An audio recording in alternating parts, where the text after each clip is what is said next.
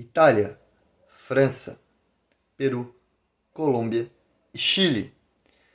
O que esses países têm em comum e que, de alguma forma, podem transmitir uma mensagem ao Brasil?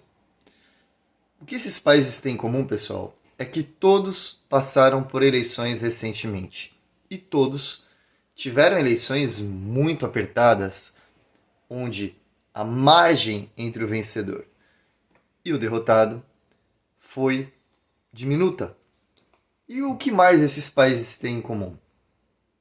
Que mesmo com eleições muito apertadas, não houve registro de nada, nenhum distúrbio, nada que chegasse aos pés do que aconteceu no Brasil. E olha, quando eu falo do Brasil, pessoal, eu não falo só do domingo, tá? Nós estamos nos esquecendo e estamos sendo lenientes, mesmo quem é contra, com muitos distúrbios que foram acontecendo já logo após a divulgação dos resultados do segundo turno, no dia 30 de outubro. Os acampamentos na frente dos quartéis que pediam uma intervenção militar, né? Um golpe. As passeatas e motociatas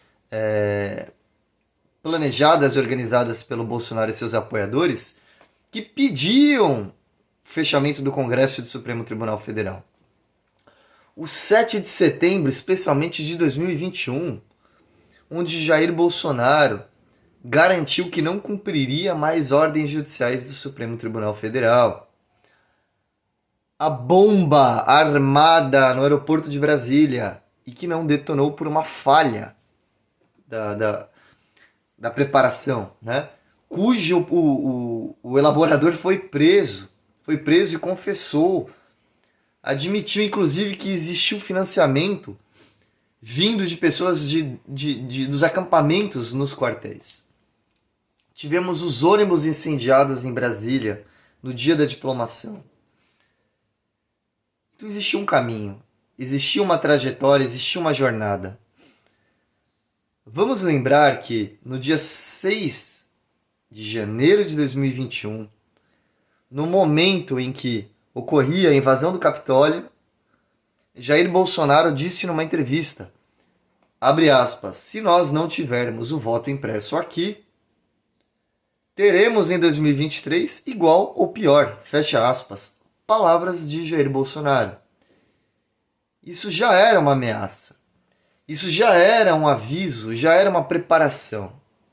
Agora, a coisa vai muito além de culpar e responsabilizar Jair Bolsonaro. Existe hoje no Brasil, tem muita gente que utiliza uma expressão que eu considero inadequada, de partido militar, mas existe hoje no Brasil um construto social com uma certa adesividade de muitas e muitas pessoas, provavelmente milhões de pessoas, que não estão unidas por um partido político formalmente constituído, muito menos pela necessidade de um cargo público ou de uma função junto a uma instituição de Estado como as Forças Armadas, que pensam a mesma coisa. São pessoas que defendem a ruptura da ordem constitucional, o fechamento do Supremo, o fechamento do Congresso. São pessoas, pessoal, que, se estivéssemos no final dos anos 30, defenderiam o envio de Olga Benário para um campo de concentração de Hitler, como foi feito. São pessoas que seriam contra a abolição da escravidão. São pessoas que seriam contra o reconhecimento do direito do voto feminino. São pessoas que seriam contra o 13º. São pessoas que apoiariam o golpe de 64. E são pessoas, como de fato existiram, que apoiaram o AI-5.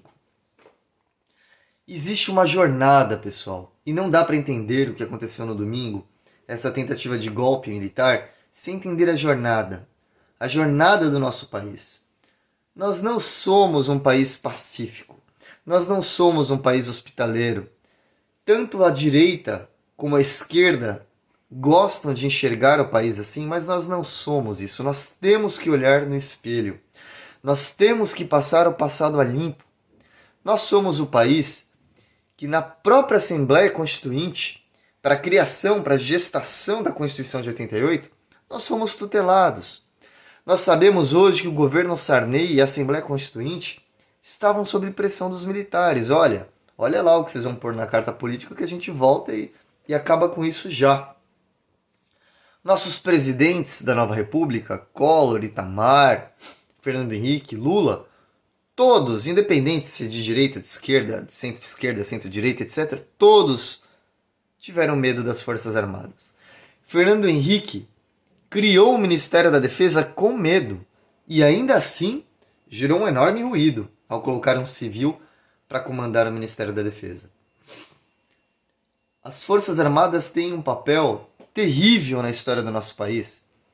Claro que eu estou generalizando que não são todos os integrantes, mas a instituição em si participou de todos os golpes que nós tivemos no país.